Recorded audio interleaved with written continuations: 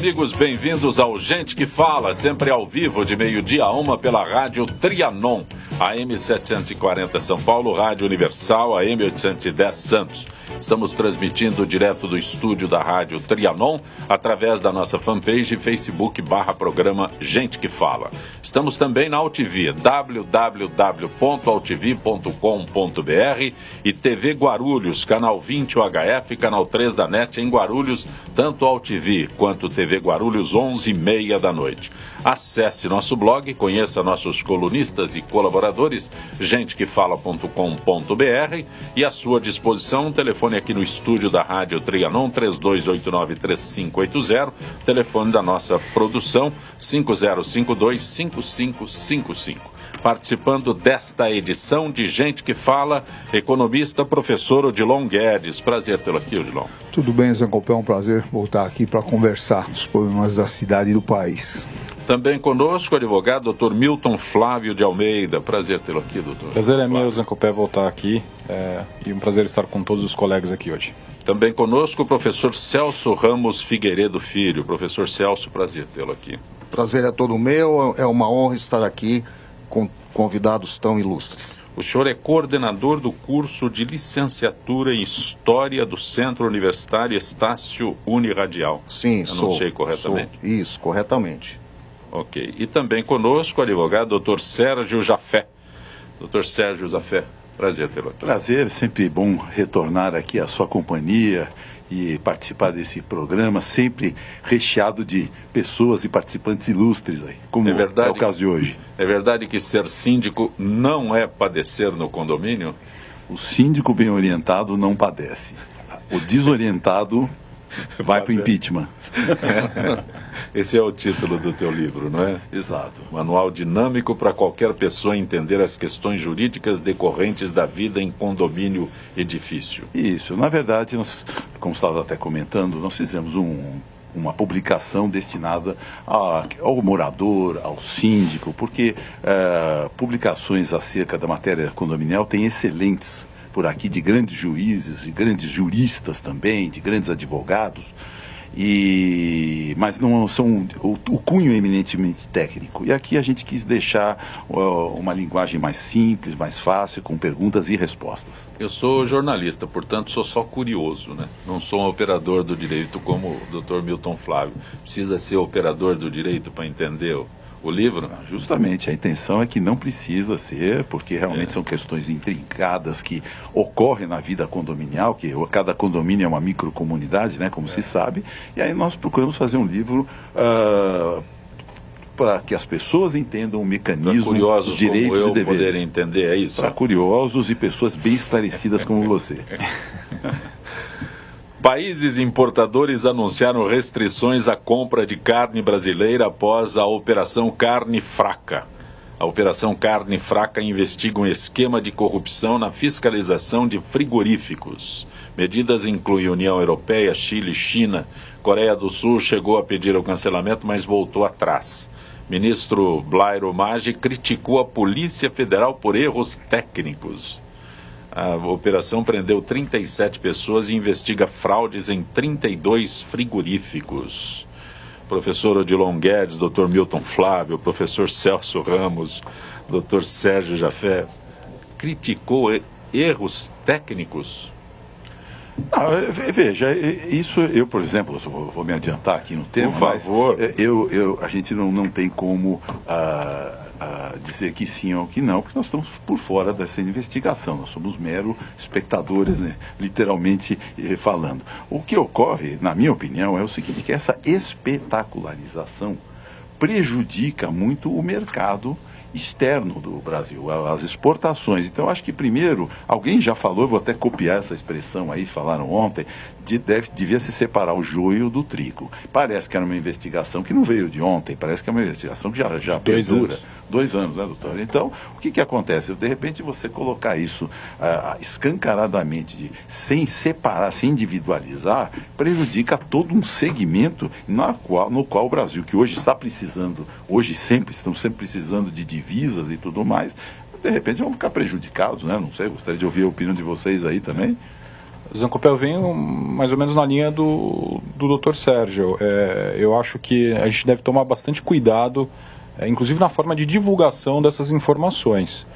Não estou aqui criticando a atuação da Polícia Federal por si. A Polícia Federal tem que investigar, acho que é importante, está cumprindo um papel importante no Brasil. Agora, o reflexo de uma investigação e a forma como essa investigação ela é divulgada pode criar impactos econômicos tem outra forma muito de importantes.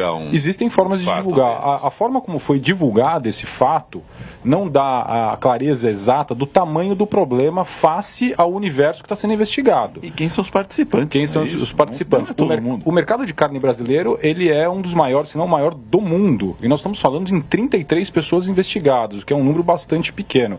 Eu, particularmente, tenho muito receio desse tipo de conduta, de ir até a mídia para divulgar de forma, ao meu ver, pelo que a gente tem visto, o processo ainda está em tramitação, a investigação ainda está em curso, podem vir outros dados que venham a nos esclarecer melhor sobre isso, mas, particularmente, eu vi com bastante receio a forma como isso foi divulgado e acho que não foi a melhor maneira, não.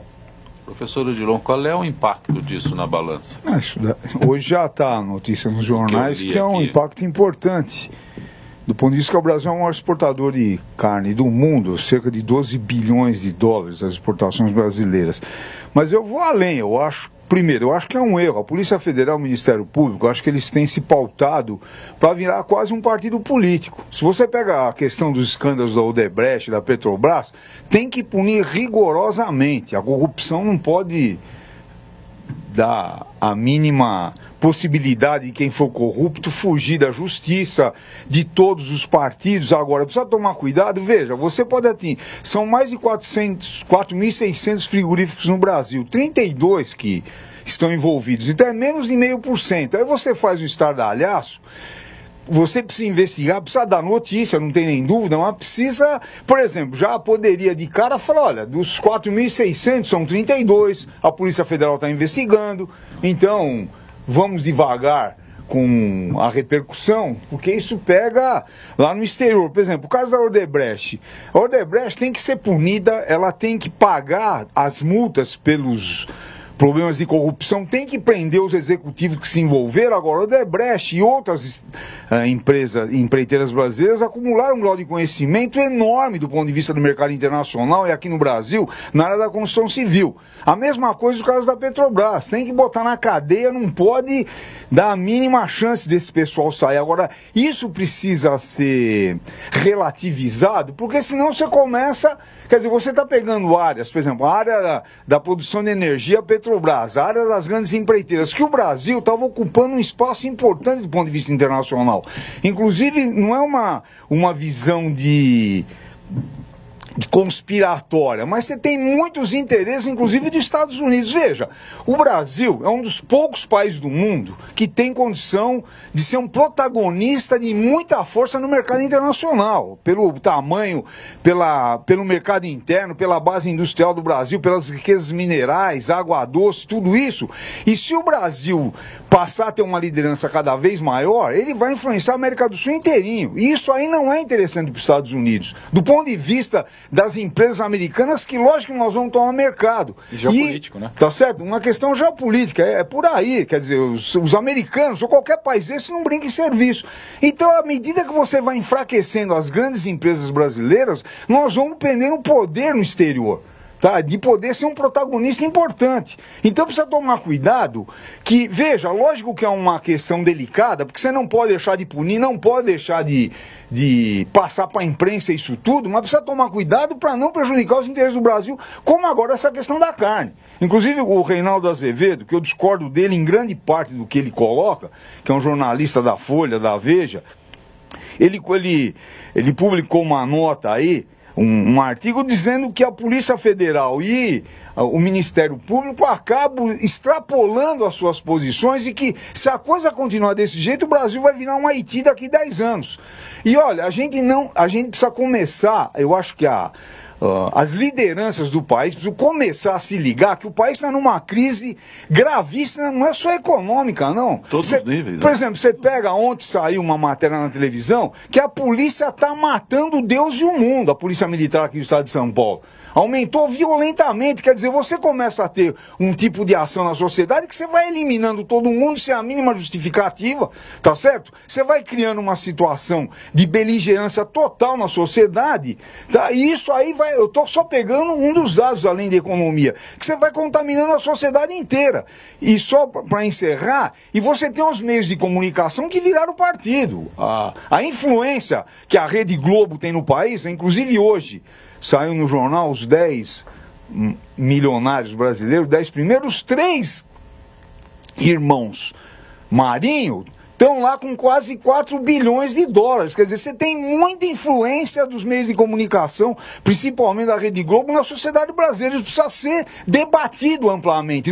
Não pode achar que é normal o grau de poder que esses meios têm na sociedade brasileira. Mas nos outros países também tem esse tipo de poder aí concentrado na mão de poucos, na questão de mídia. E eu só discordo com relação também a essa questão da polícia. Eu acho que essa questão, a polícia está matando. A polícia hoje está respondendo a uma criminalidade cada vez mais crescente. Nós hoje somos reféns dos marginais. Isso é inconcebível, tá certo? Nós estamos fugindo do tema aqui, mas eu só quis fazer esse reparo, tá certo? Na minha opinião, hoje nós brasileiros, cidadãos que querem viver em paz com o seu trabalho, com o seu estudo, você está sendo todo dia atormentado com um risco de vida iminente. Nós estamos aqui hoje, não sabemos se voltamos para casa, e eu acho que aqui é um reflexo. Agora, tudo isso é reflexo de maus governos. Essa é a realidade. Com relação a essa questão da carne, só para finalizar aqui no meu ponto de vista, é como o doutor Milton bem colocou.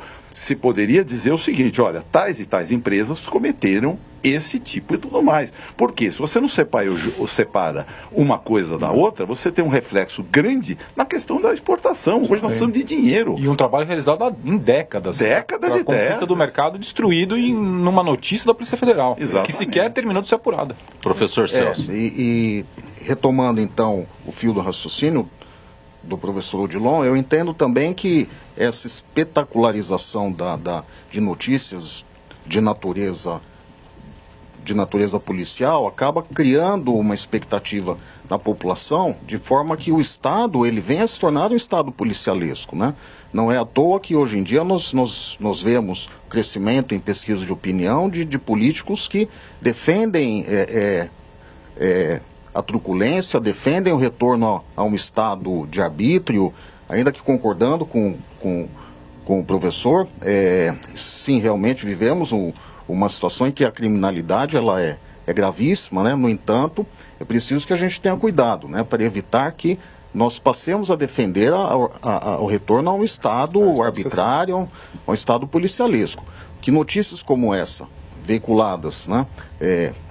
Com essa intensidade, pode levar a opinião pública a ter esse tipo de interesse, né?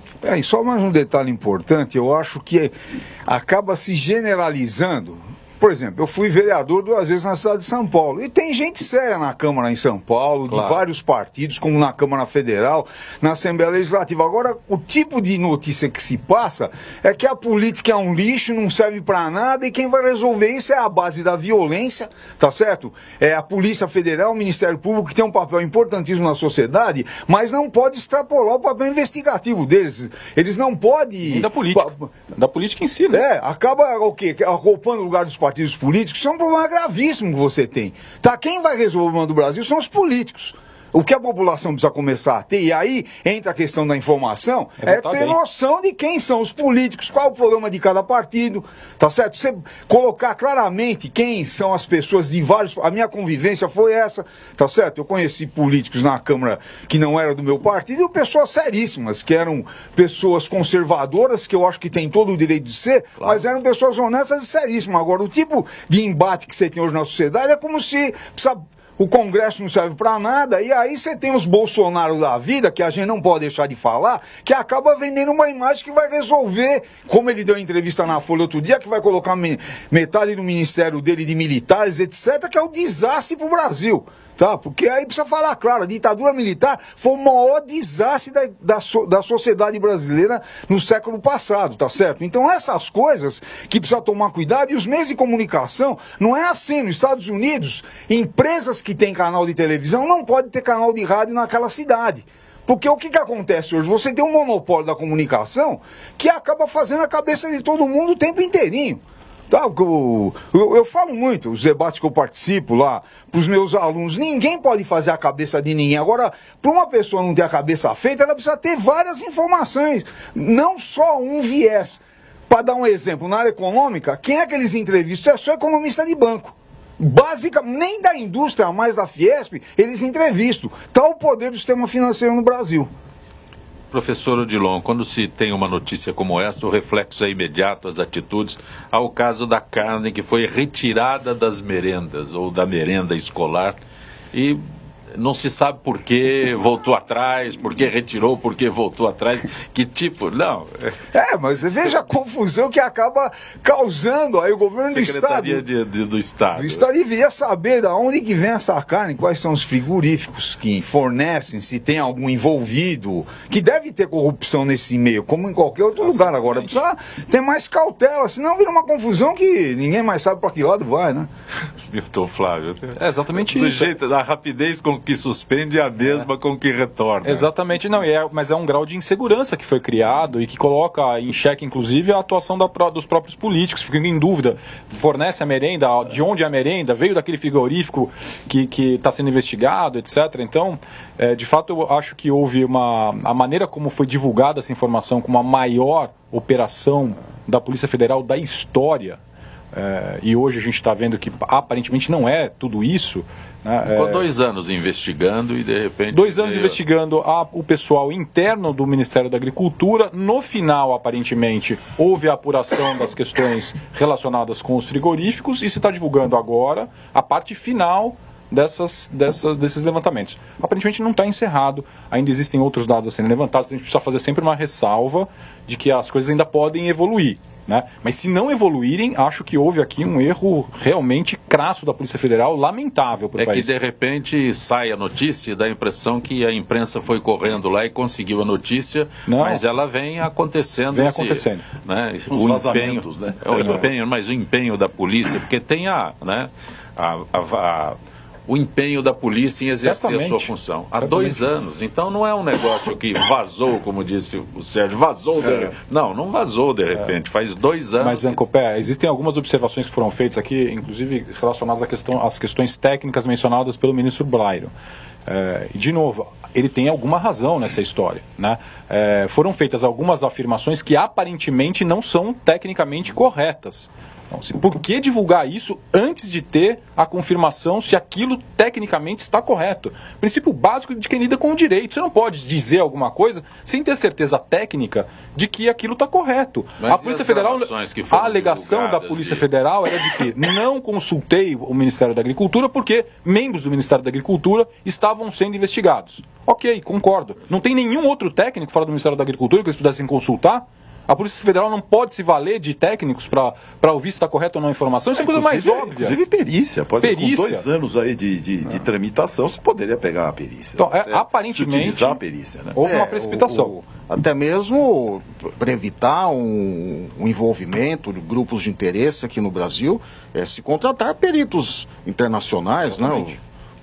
O senhor que trabalha com a lei deve conhecer mecanismos, né, que permitem o próprio poder público para escapar, né? Agora, mesmo porque nós estamos aí, desculpe só interromper, mas mesmo porque o Brasil já está com uma imagem tão negativa, inclusive vindo dos políticos, por isso que eu falo, os políticos, infelizmente, hoje estão dando margem a essa irresignação da população brasileira, porque num momento de crise, eles querem, num momento que há o problema de se apurar responsabilidade A, B e C, todo mundo quer fazer um acordão ali para liberar-se, para se desvincular. Então, o que acontece? Nesse caso da carne, eu acho que é como já foi colocado aqui, inclusive volto aí a me usar aí aproveitar o gancho deixado pelo Dr. Milton, é o seguinte: se há uma investigação em curso há tanto tempo, tem que se pensar nas consequências das divulgações, porque hoje nós precisamos de dinheiro, volto a dizer.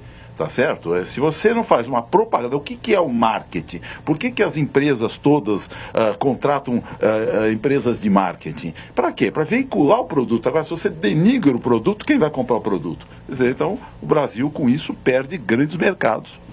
Professor Celso Ramos Figueiredo Filho, o senhor é coordenador, já disse aqui, do curso de licenciatura em História do Centro Universitário Estácio Uniradial. Isso. Quando o Ministério da Educação encerra o ranking do Enem por escolas, o que isso pode significar? A princípio foi uma medida de cautela, né, que o MEC adotou, porque sabidamente já há vários anos, né, muitos anos eu diria. Isso não exclui os demais do assunto, por favor. Sim, claro. Já há muitos anos, sabidamente, as escolas com mais recursos, as escolas particulares, aquelas que têm um poder econômico maior, elas não só se utilizavam desse ranking do MEC para efeito de publicidade e marketing, aí, com toda a razão, evidentemente, né, já que era um ranking público, então, evidentemente, se utilizaria isso como uma forma de divulgação de uma suposta qualidade de ensino. Mas, ao mesmo tempo, o MEC descobriu que essas escolas, elas acabavam, de certa forma, maquiando esses números, preparando alunos. Maquiar os números? Os números não, perdão. Eu entendo. Maquiar as colas. Não considerar a cola.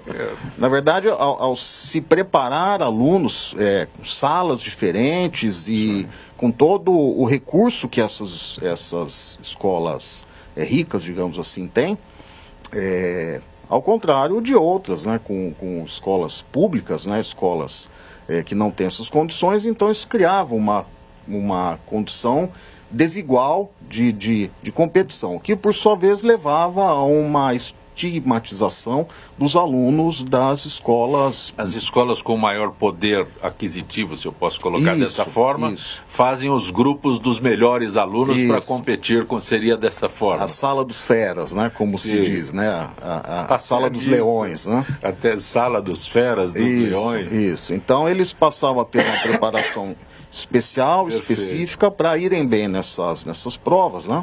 E isso aumenta o ranking das escolas. Sim. É isso? Isso. O MEC entende, então, que isso é nocivo, uma vez que a educação ela é universal, ela se presta a fins de criar condições de igualdade, e que, ao contrário, então, a publicidade desses números, na verdade, reafirmava as desigualdades que a sociedade, por outros mecanismos da própria dinâmica da sociedade, acaba criando, né? Então, a princípio, numa primeira reflexão, essa medida do MEC é interessante, né? No entanto, por outro lado, isso também a divulgação desses números é importante, porque acaba provocando uma reação das escolas, de forma que as escolas não muito bem ranqueadas, elas busquem, dentro dos critérios do próprio MEC, elas busquem melhorias, né, no serviço educacional prestado, né? Então, não se pode assim também simplesmente abolir o ranqueamento das escolas, né? Professora Odilon. Eu acho que você tem um problema, por exemplo, nas universidades acontece a mesma coisa. O que a gente acaba ouvindo, que essas escolas que fazem uma propaganda enorme na televisão, que tem os melhores professores, que aprovam nesses exames, colocam-se nos primeiros lugares, que o EMAD. Que acaba deixa só alunos, muitas delas, escolhe e deixa os melhores alunos fazer o exame e impede que os outros vão. Aí você vai lá na escola, tem 80 alunos na sala de aula, paga mal o professor, só que aí nesse meio sempre estão os melhores alguns alunos, e esses que vão acabar fazendo o exame. Então você tem uma distorção enorme. E veja, eu acho que a grande questão de fundo é a qualidade da educação brasileira, que é precaríssima. Quando a gente fala o perigo do Brasil virar o Haiti, não é só na educação.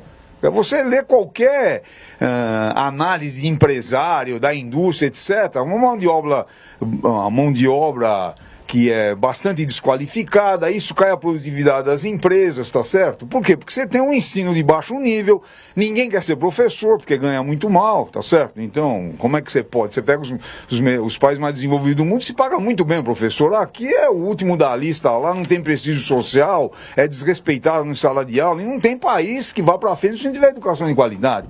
Então, eu acho que é um aspecto, além desse aspecto aqui, a gente tem que examinar a situação da educação brasileira, que é gravíssima.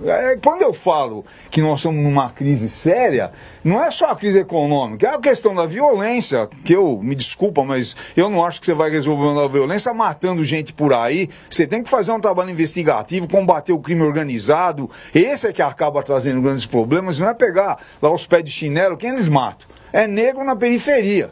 Quem é que vai preso? É negro, jovem da periferia. Quer dizer, o pessoal do narcotráfico que manda, quer dizer, esses aí estão por aí. Então, é um debate que precisaria fazer amplamente na sociedade. Então, é esse problema, o problema da educação. Você pega o tamanho da crise, febre amarela, que tinha sido erradicada, voltando para os centros urbanos, que não dá para brincar. Eu acho que as lideranças brasileiras não estão percebendo o grau dos problemas. Acaba acontecendo o quê? Cada um se vira para resolver o seu problema, mora em condomínio, bota lá um muro alto na casa, compra carro blindado e o resto que se dane. Onde é que o Brasil vai parar? Então, acho que nós temos que refletir esses vários aspectos. E aí é que eu volto a falar, os meios de comunicação, que eu sempre falo, têm um papel decisivo. Você tem que fazer debates com representantes das centrais sindicais, dos trabalhadores, dos empresários, dos bancos, da indústria, para que a gente possa clarear e ver o rumo melhor para o conjunto da sociedade brasileira. Então, acho que esse problema da educação... da importância de um programa como o seu, porque reúne pessoas que não estão vinculadas a esses grupos de interesse e que têm, portanto, em tese, liberdade para expor seus pontos de vista e, ao mesmo tempo, são pessoas com uma inserção na sociedade significativa, né? Ou seja, somos, né? Me incluo, formadores de opinião, mas sem estarmos, né, com esses vínculos. Então, aproveito aqui para elogiar a iniciativa, o programa, porque permite pessoas livres, né, possam... de diferentes pontos de vista... Sim. Esse programa sempre tem se pautado por estímulo de debates, às vezes debates acalorados, né, mas no intuito de esclarecer. Agora, o grande problema do Brasil hoje, para mim, é um só. É uma cidade que é a cidade da fantasia, chamada Brasília. A verdade é essa. Por quê? Se você depende o que o Estado hoje faz pelo cidadão? Nada. Nada. Se não existe hoje, não fosse pela iniciativa privada, por esses comerciantes, pelos empresários, por alguns autônomos, por esse pessoal que trabalha, ainda que até na informalidade, o Brasil hoje estava liquidado. A verdade é essa. Então, o debate tem que ser total, tem que incluir segurança, tem que incluir reforma rápida no Código Penal, processo penal, na flexibilização da justiça do trabalho.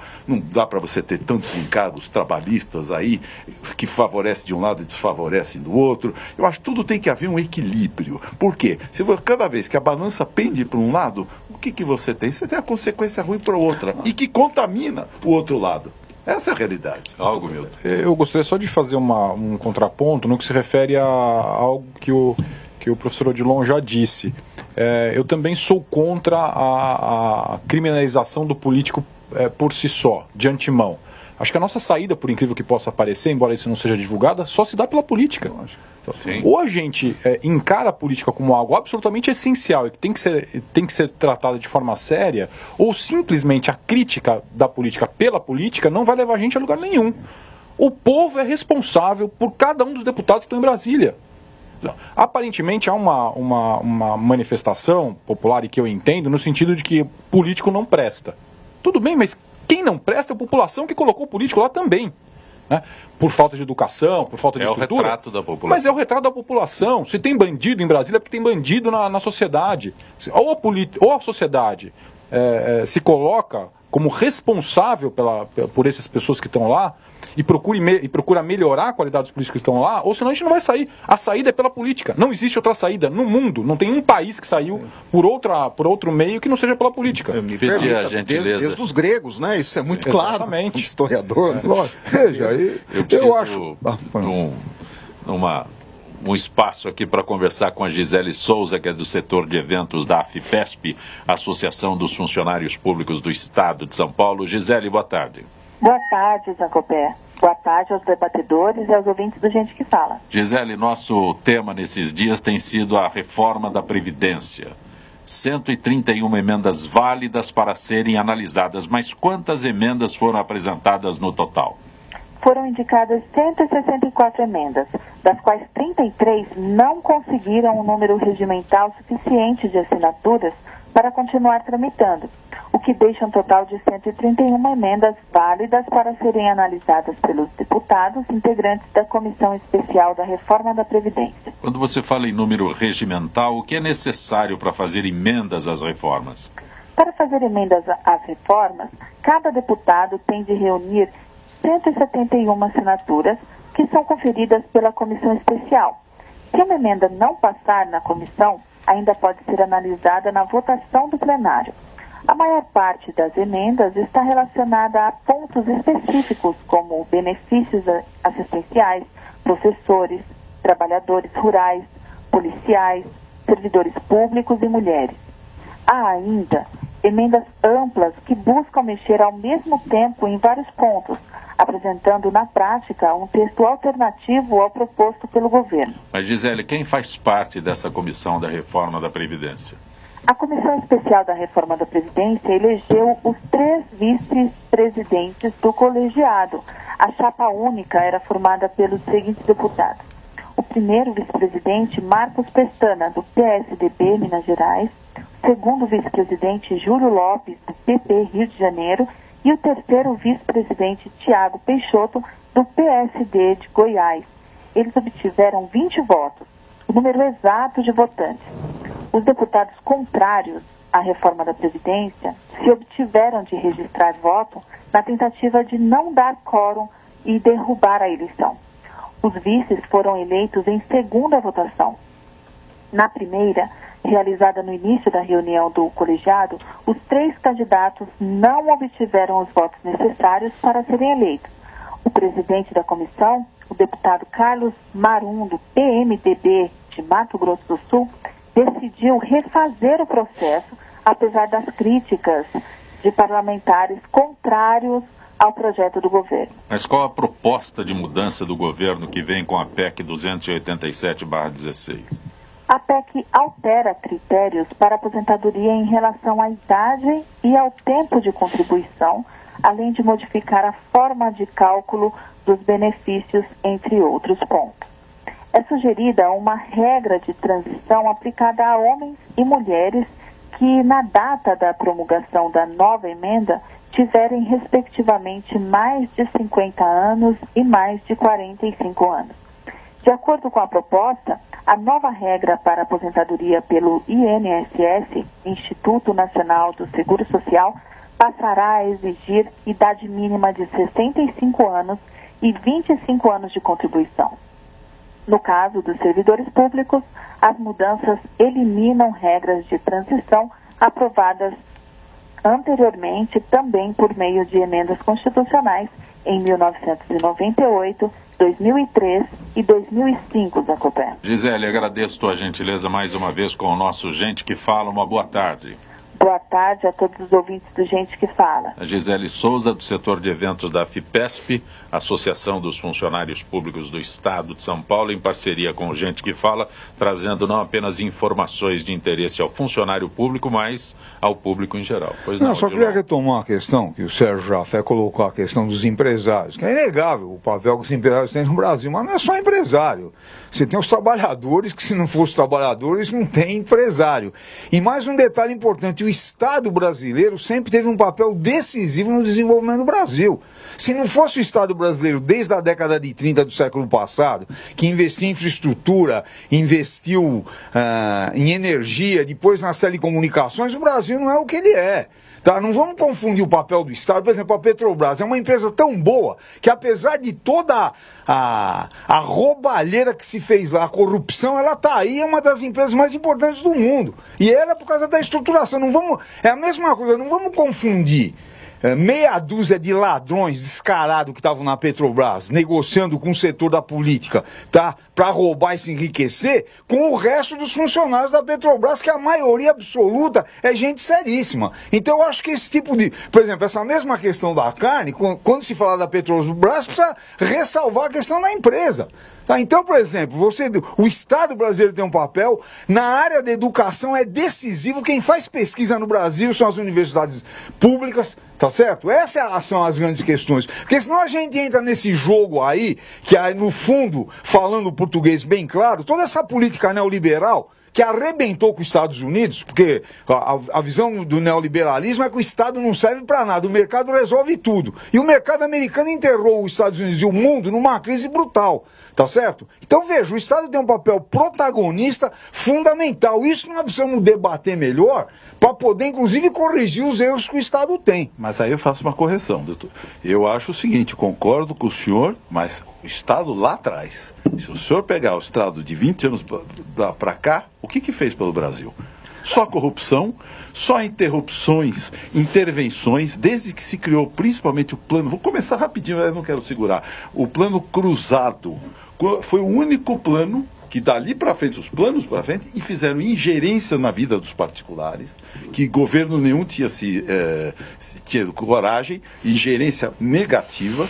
Hoje só se vê, dali para frente, vamos dizer, de 20 anos para cá, o que o Estado tem feito? Tem construído estradas, tem feito infraestruturas, ao contrário, só se vê desvios, só se vê arrecadações trilionárias, não sou eu que falo, são arrecadações trilionárias e não se reverte a bem da população. Eu também acho, eu vou fazer até um repasse aqui, o seguinte, eu concordo que o trabalhador para mim, faz parte da massa produtiva, é a iniciativa privada. O que eu vejo, ele faz parte da iniciativa privada. Porque se você tem um empregador e empregado, um não coexiste sem o outro.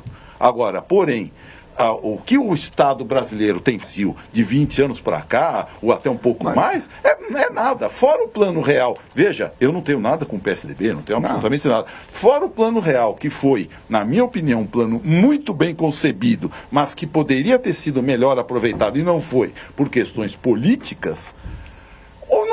Eu não consegui enxergar nesses últimos 25 anos o que o Estado brasileiro fez por nós. Só um reparo, o seguinte, não pode confundir o Estado, tá? Esse ente aí permanente da sociedade com o governo. Quer dizer, o que detonou isso? Não. O Estado é uma coisa, é uma estrutura burocrática que tem educação, saúde, segurança, forças armadas, depende de quem governa ele, tá certo? Se tem um Estado aqui, você bota uns governantes lá que não sabe o que quer na vida, ou sabe muito bem, quer proteger o quê? Setores econômicos, acumular riqueza para certos setores, aí você vai detonando o conjunto da economia. Então nós precisamos ver, isso que eu estou falando é inegável. 83% de quem estuda no Brasil antes de entrar na universidade está em escola pública, isso só tem um papel decisivo. 150 milhões de brasileiros não tem plano de saúde. Então o Estado é que acaba mal ou bem atendendo isso. O que nós precisamos é eleger políticos, aí eu concordo plenamente com você, quer dizer, eleger bons políticos para conduzir o Estado de forma correta. E saber aplicar os recursos também. O problema não é só isso. Se você não aplica os recursos onde tem que aplicar, nas áreas que tem que aplicar, de forma correta, sem desvios, o Brasil ia longe. Tem algumas perguntas aqui. Pois não, professor Celso? Eu acho que nós corremos o risco, né, de não nós na mesa aqui no momento, mas a sociedade brasileira, de entrarmos numa discussão estatismo, não estatismo, neoliberalismo, ou alguma forma de organização tipo socialista, enfim. Acho que quando fazemos a crítica ao Estado, acho que ela tem que ser dirigida. E ao mesmo tempo o elogio ao Estado tem que ser dirigido, porque o Estado brasileiro é gigantesco, né? Então, vou citar um exemplo do que eu estou querendo dizer. na área do ensino superior. O Estado brasileiro ele tem uma contribuição decisiva. Ele fiscaliza, regula, ele é responsável pelas universidades públicas, é também responsável pela organização das universidades privadas, financia, através de diferentes programas, o acesso de jovens, de estudantes às universidades privadas. Então, no tocante ao ensino superior, a atuação do Estado brasileiro nesses últimos anos tem sido muito importante, como regulador e estímulo à produção, à pesquisa, assim por diante. Então, até aquele incentivo FIES, não é isso? O FIES está passando por uma reformulação importante, né? Mas e outros programas, o ProUni, enfim. Então, é importante a gente não generalizar as nossas críticas, se o senhor me permite. Quando a gente quer dizer, só para terminar, é o seguinte, na realidade, você vê o seguinte, o próprio professor Odilon falou, doenças que estavam erradicadas voltam. A parte econômica complicada, a parte estrutural, infraestrutura do Brasil complicada. Hoje não se tem policiamento em fronteiras, o problema de drogas que não é combatido como deveria, o apoio. Por quê? Porque, na verdade, hoje, todos nós que pagamos imposto torcendo o nariz. Por quê? Porque você sabe que o dinheiro não vai onde deveria ir. Essa é a realidade. Um registro. Meu amigo, minha amiga, sua chance de ficar milionário aumentou. A Prefeitura de São Paulo lançou a nota do milhão. Todo mês a Prefeitura sorteará o prêmio de R$1 milhão. Para concorrer, o que você precisa fazer é pedir a nota fiscal em prestadores de serviço. Não sabe o que é um prestador de serviço? É aquele estabelecimento onde você está pagando o serviço de alguém. Por exemplo, estacionamento, salão de beleza, pet shop, escola de inglês, academia, lava rápido, médico, dentista. Pediu a nota do milhão em prestadores de serviço como esses, você automaticamente estará concorrendo ao prêmio de R$1 milhão. Não importa o valor da nota, qualquer valor está valendo. Quanto mais notas você pedir, maior a chance de ser sorteado e ficar milionário. Todas as informações sobre a nota do milhão estão no site notadomilhão.prefeitura.sp.gov.br. Nota do milhão, pede que vale. Mas para concorrer você deve se cadastrar consultando o regulamento em notadomilhão.prefeitura.sp.gov.br. Conosco hoje o economista professor Odilon Guedes, o advogado Dr. Milton Flávio de Almeida, professor Celso Ramos Figueiredo Filho, advogado Sérgio Jafé. Aliás, o Raul Jafé está pelo Facebook mandando um abraço a você. Um abraço aí para ele. Mandando um abraço a todos, mas em particular ao Mano.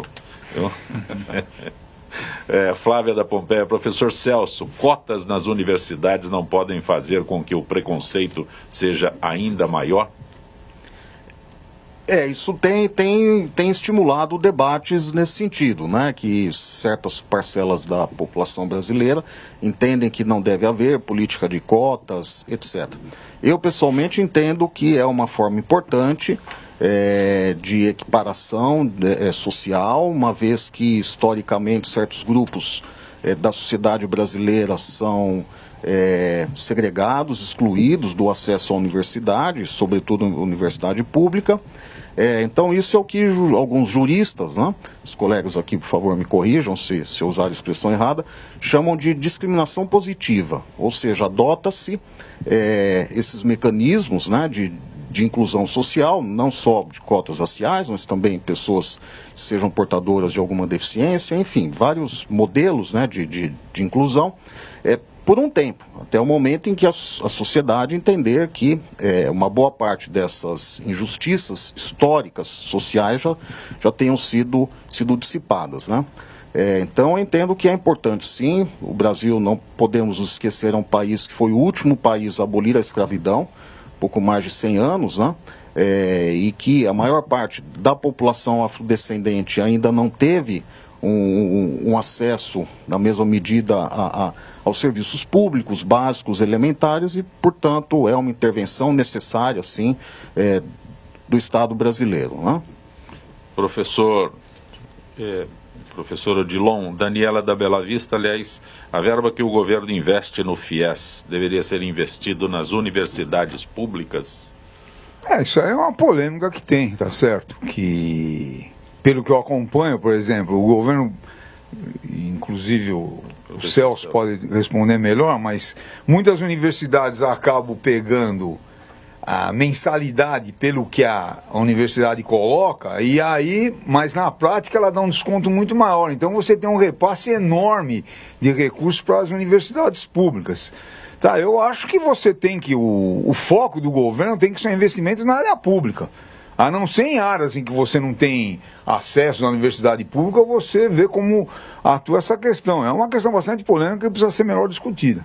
Wilton Flávio, Renato de São Caetano, a participação da OAB nas soluções dos problemas brasileiros não era mais marcante em décadas passadas?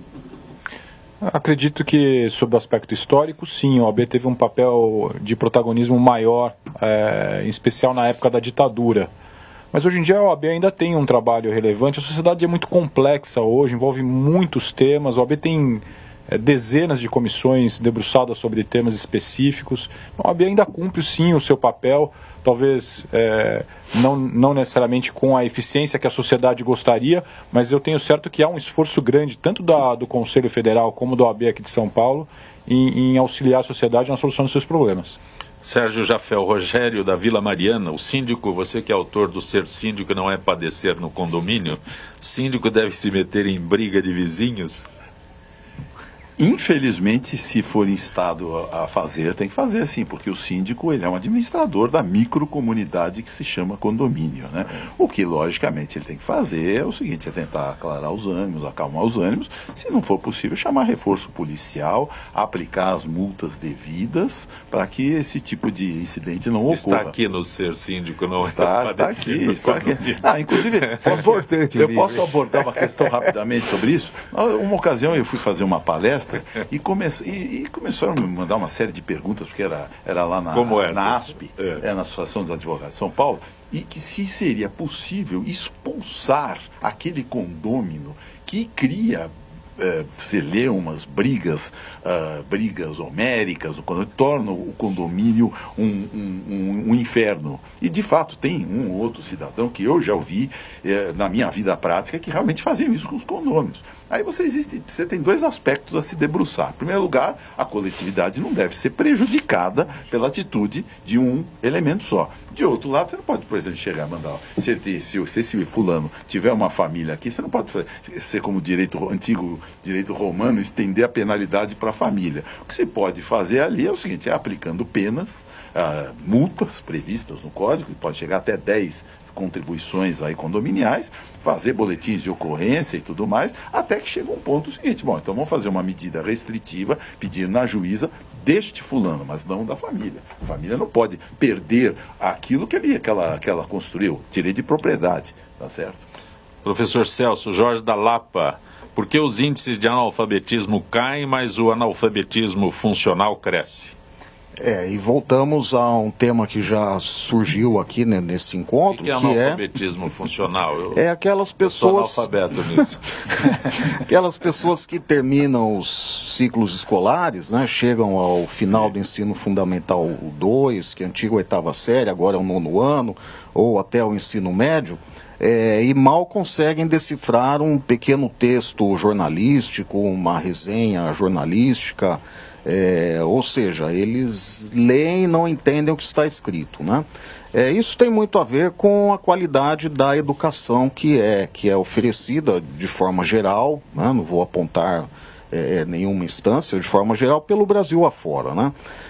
Mas para não responsabilizarmos apenas o poder público, eu trago essa responsabilidade para a sociedade. Uma vez que aquelas crianças e aqueles jovens, eles têm família. E a família que deve estar empenhada também na qualidade da educação dos seus filhos, né? Então apontar apenas a escola pública, aquela que está mais próxima de nós, que nos presta um serviço fundamental, onde os nossos filhos passam horas e horas durante os anos mais importantes da vida deles, apontar apenas para essa instituição como responsável, é muito cômodo. Né? Então, aproveito aqui a oportunidade e faço até um apelo aos pais e mães que estão nos ouvindo, que cuidem melhor da vida escolar, acompanhem melhor a vida escolar dos seus filhos. sozinha a escola é incapaz de resolver esses problemas, né? Justiça de São Paulo, acho que é tua área, negou o pedido do Bradesco para que o Google fosse obrigado a excluir um vídeo do YouTube com críticas a um dos seus serviços. O vídeo está no canal do Otário. Eu acabei acompanhando aqui essa notícia. Aqui são dois aspectos a serem analisados. O primeiro, se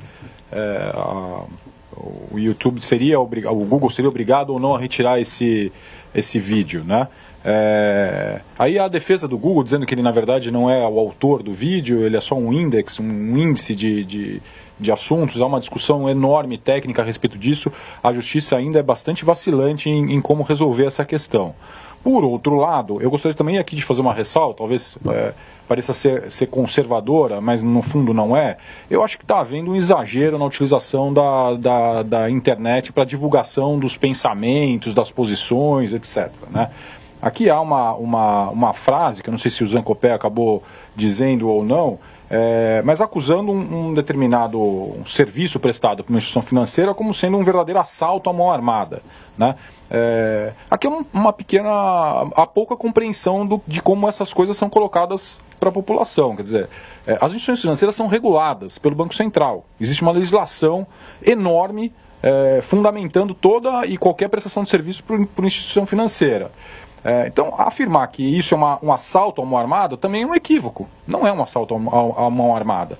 Se questionar se o banco ganha muito ou pouco é uma outra questão, né? Mas aí afirmar que o banco está assaltando o consumidor também é muito fácil, né? Então, eu acho que a utilização da internet também, ela vem extrapolando demais. Ela é um escudo para aquela pessoa que quer extravasar os seus sentimentos ou os seus problemas particulares, de modo a criar algum tipo de sentimento na sociedade, né? Existe hoje o Marco Civil da internet, que é a Lei 12.965 de 2014, que criou já alguns limites para a utilização da informática, né, da internet. Mas eu acho que ainda é um assunto bastante duro de se responder diretamente se deveria retirar o vídeo, se não deveria, até onde a pessoa pode divulgar um vídeo, com que palavras ela pode se dirigir e veicular, etc., sob essa proteção do direito também que ela tem de se manifestar, etc. Então é um assunto bastante delicado. O caso concreto aqui me parece que houve, da parte da justiça, uma avaliação de que o Google não seria responsável, autor do vídeo, portanto ele não estaria obrigado a retirar esse vídeo, mas por outro lado aqui um verdadeiro, ao meu ver, um abuso do consumidor que divulga publicou, divulgou um pensamento dele de forma bastante agressiva, imputando até crime a uma instituição. Acho que aí houve um excesso também daquele que divulgou o seu pensamento. Professor Odilon Guedes, o senhor foi vereador por 2 mandatos na cidade de São Paulo. Inadimplência do IPTU em 6 anos mais do que dobrou. Em 2010, o pagamento dos débitos somava cerca de 450 mil. Hoje o valor corresponde a um percentual de inadimplência na faixa de 11,5%. Eu acho que você tem a crise econômica no país, acaba refletindo nisso. O sujeito perde emprego, a renda dele cai, ele vai continuar tendo que fazer supermercado, pagar o aluguel e deixa de pagar IPTU. Agora, eu acho que essa questão do IPTU, ela é menor. Você tem, inclusive, uma CPI agora na Câmara discutindo a dívida ativa. A dívida ativa é quem deve para a Prefeitura, para o Governo do Estado, para o Governo Federal. E a dívida ativa do município de São Paulo é cerca de 90 bilhões de reais. E eu fiz um estudo já uma vez sobre isso, publiquei na imprensa. Os principais devedores são grandes empresas, inclusive a atual CPI mostrou que os bancos são os principais devedores. E veja, no meu entender, a dívida ativa do governo federal é 1 trilhão e 500 bilhões. A do INSS são 300 bilhões. O INSS deve... Não, devem para o INSS. As empresas não pagam. Sim, e eu acho que grande parte não paga de propósito. Porque é o seguinte, você pega uma dívida lá de 100 milhões, o sujeito não paga, aplica no mercado financeiro, o nível da taxa de juros, ele ganha um dinheirão. Até ele ser acionado, ele vai defender na justiça, vão passar anos. Aí, quando ele tem que pagar, vem lá um programa de pagamento dessa dívida, tá certo? De parcelamento, que ele deixa de pagar a multa, etc. Então o empresário que paga em dia, quer dizer, esse aí acaba fazendo o papel do quê? E o que deixa de pagar, e que esse é o detalhe, são grandes empresas. Então isso paga aí... em dia é penalizado. É penalizado, quer dizer, então o sujeito que anda direitinho é penalizado agora. Mas eu quero ressalvar isso, a CPI da Câmara é um debate importante, está mostrando que são grandes empresas, bancos que não pagam o ISS, tá certo? Que a dívida, essa é muito maior, no governo federal também. Tá, então eu acho que é um debate importantíssimo. O IPTU acaba sendo mais, eu tenho a impressão, mais pessoas físicas que acabam não pagando. Precisaria haver, que é esse problema que acontece agora, do ponto de vista mais geral, é um problema que precisa ficar mais claro. Um minuto. O problema é que na questão do IPTU, acho que a prefeitura, acho que as municipalidades, os municípios, em razão do volume, não conseguem dar conta das demandas como deveriam, porque na realidade esse tipo de dívida leva o imóvel até para a asta pública. Então é que falta tempo, acho que pela demanda enorme, né? Então... Sérgio Jafé, onde eu encontro o livro Ser Síndico Não é Padecer no Condomínio? Nas principais livrarias aqui de São Paulo, do Brasil, graças a Deus aí o livro está tendo uma boa aceitação, e pela internet também, hoje se encomenda tudo, né? Ninguém tem mais nada na prateleira, né? Então tem que se encomendar. Grato por ter vindo ao nosso Gente que Fala. Muito obrigado aí por ser novamente convidado aí, dessa vez aí com debatedores ilustres aí, e sempre na sua mediação aí, concisa, consciente, né? Que Professor Celso Ramos Figueiredo Filho, grato por ter vindo ao nosso Gente que Fala. Eu que agradeço, em nome do Centro Universitário Estácio Uniradial, a oportunidade, e espero voltar aqui outras vezes. Aprendeu o caminho, retorne breve. Milton Flávio de Almeida Camargo, obrigado por ter vindo. Eu que agradeço, agradecer ao professor Odilon, professor Celso, o doutor Sérgio pela participação também, foi um prazer e é sempre um prazer estar com vocês. Professor Odilon Guedes, sempre enriquecendo o nosso debate. Eu agradeço o convite mais uma vez e reafirmo aí o que o professor Celso falou desse programa, é muito importante, e eu acho que a televisão brasileira tinha que ter programas iguais a esse no horário nobre, com debates e pessoas de diversas formações políticas, para que as pessoas possam ter informações de pessoas que vêm de forma diferente da sociedade e como resolver os problemas. Isso que vai enriquecer o país, a cidadania, e a gente acabar elegendo políticos sérios aí para tirar o país da crise. Gente que Fala tem a direção geral do jornalista Fausto Camunha, diretora de produção Zenilda Salvato, redação Pedro Esquiavon, produção cultural Ricardo Godoy. Na Rádio Trianon, Benebene, Cléo Rodrigues, Neildo Neres, Ricardo Valim e Sérgio Souza. Na direção da TV Guarulhos, Fernando Mauro. Na direção da UTV, Alberto Luquete. Na técnica, James Eduardo, Paulo Afonso e Iago Matsumoto. Estaremos de volta amanhã, meio-dia. Gratos, até lá.